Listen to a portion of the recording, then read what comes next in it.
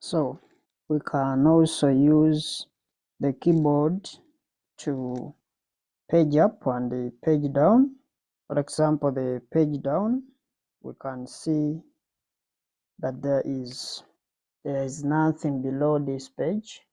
If you go the page down, you can actually see that we have nothing down here. So here there is nothing, so you can come back to page up. That's where we've been. And for page up, we can see at the top right there. But now the page up and the page down buttons can also be really helpful for navigating between tabs or between the different worksheets. For example, instead of you reaching out for the mouse and you're going all the way down here to analysis, we can just use the keyboard. We have some keyboard shortcuts that we can use that can help us to navigate from one sheet to another.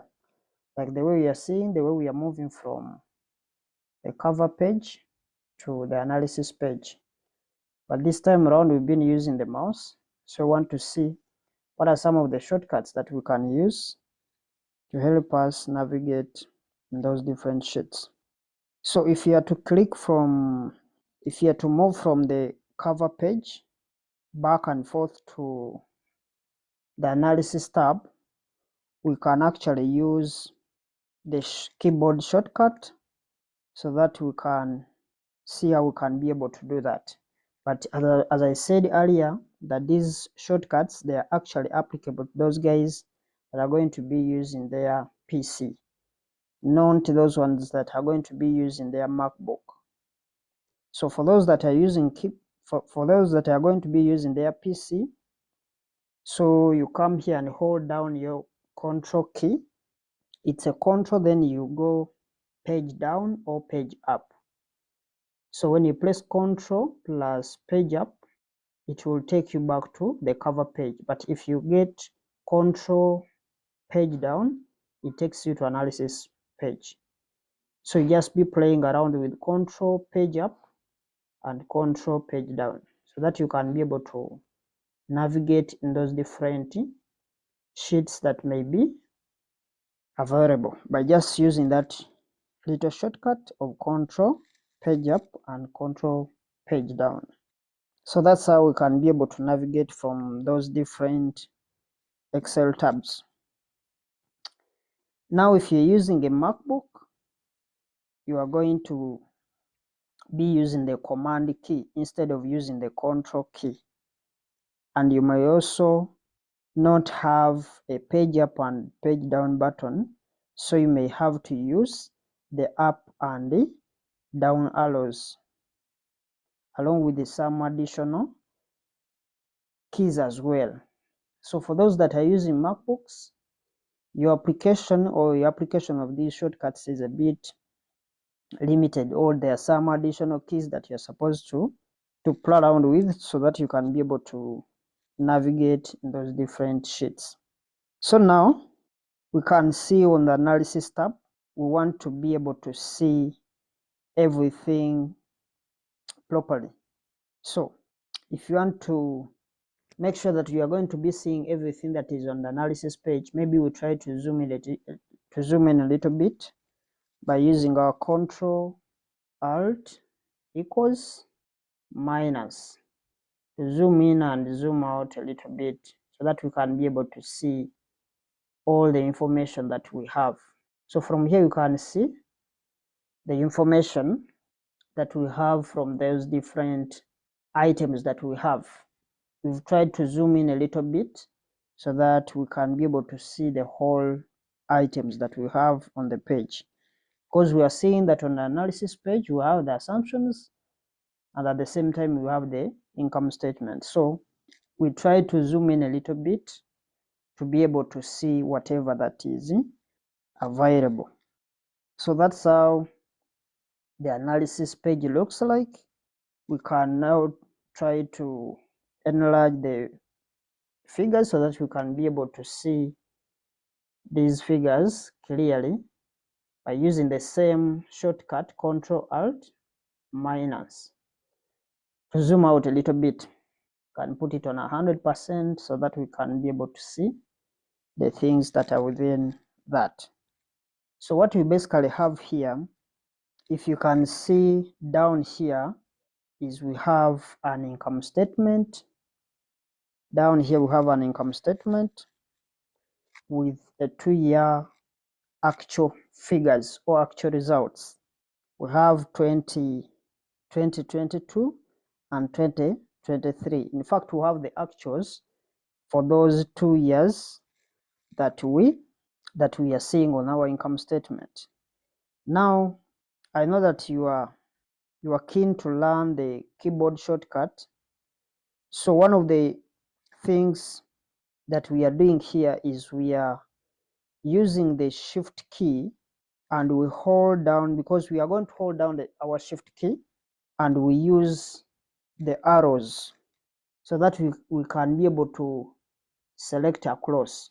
Can be selecting downwards or selecting upwards. We use the same shortcut. That's the shortcut that we use to highlight through these different data features that we are having. Press Control, then you use the arrows depending on which direction you are taking. If you want to highlight downwards, of course you go ahead and use the down arrow. So if you want to select all the things that we have, it will be the same thing. We start from here, you hold down the shift key, you move towards the end, then you move downwards. Means you can be able to select all the data that we have. That's the whole information that we have as far as for this presentation is concerned. So we've selected down to the income statement, but at the same time we can also use the Control and Shift together, and then we use the down arrow, and we can also be able to go to various points along the way. So we can try also that, Control Shift, then you'll be using those down arrows that you may want. We are moving from different directions, so it depends on whichever information you want to highlight. So it will be used interchangeably to do the same like the way we did using our shift and the arrows. Now let's try to use the shift key to just highlight a little bit, and we'll move as we move forward. Highlight, you hold down the shift key, then use down arrows. So we are highlighting forward. You can highlight downwards as well using the down arrow like that. So now, according to the information we have the information for only 2 years, 2022 and 2023. We want to use this kind of information to be able to project the rest of the values for the different years that we have. We are going to use this kind of information that we have for those 2 years as our actuals. We base on that, we forecast the future for the year 2024, 2025 up to 2028. So those are the things that we are going to use to be able to forecast what is going to happen in the future as well as our income statement is concerned. But now you're seeing that from up here, we don't have much information that we can start with, or that is going to give us the starting point. So what we are going to do is we are going to need to populate these assumptions for the actual years and then come up with reasonable estimates for the future. Because here we are seeing for the assumptions, we don't have assumptions for the actual years of 2022 and 2023. So the point is that we are supposed to get, first of all, we have to look at the assumptions for those actual years that we have. Then we try to project the assumptions that may be there, as we also project the figures that are going to be in our income statement. So here we are not only going to be building and filling in these different sections as we are seeing, but we are going to be building down below to this template, because we are supposed to get the actual estimates that we are going to be using from the very figure that we have. We'll get the estimates for the rest of the 5 years. Then at the end of the day, we have also to project downwards to get the very information that we are going to feed into our income statement. So what we are also going to do along the way is we are going to fix up the formatting so that this financial model is going to look like it's a bit professional. When you look at it, you try to memorize, not necessarily just getting the figures and we just display the figures, but also formatting these different items to see that we can actually have a professional looking financial model. So we need to clean this document to make sure that it gives some good visual impression to the person who is going to be reading these financial models, who is going to be interpreting the different items that we have come up with. So it has to be a little bit professional and tidy. So we need to clean up with the different conditional formatting so that we can be able to have a good financial model. So now that we have taken a quick tour of this template, and I'm very sure that we have also familiarized ourselves a little bit with some of the navigational skills to move around between the different tabs, to move from the lower section of the model to the upper section of the model, and also moving across between the different cells.